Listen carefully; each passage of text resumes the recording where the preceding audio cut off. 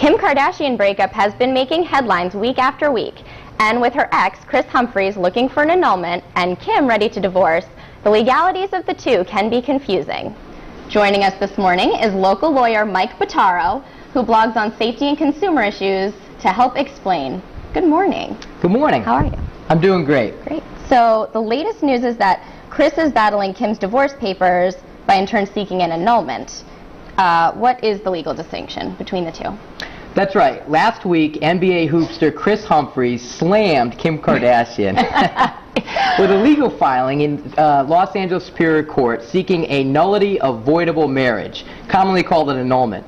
Annulments, if granted, mean that the marriage never occurred in the eyes of the law. And a divorce is just the end, it's been canceled, essentially. Well, that's exactly right. If you go through the court process, a divorce means that the marriage did occur and now it's over. And in this case, there's several ramifications in the distinction.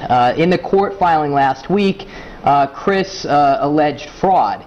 And fraud is one of the grounds for giving an annulment. And although there were no further details in that court filing, according to reports, there is a very big confidentiality clause in the prenuptial agreement. Okay. Now, the significance is that if the divorce is finalized as a divorce, then Kris will be prohibited from talking about his relationship with Kim.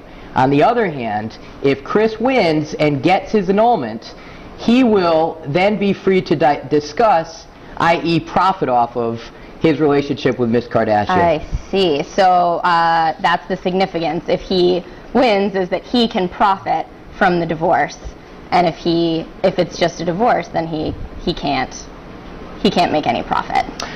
If it's determined to be a divorce and this agreement is held to be valid, then Miss Kardashian's attorneys would seek to prohibit Kris from discussing any factor having to do with their relationship. Okay, and who do you think is going to win the case?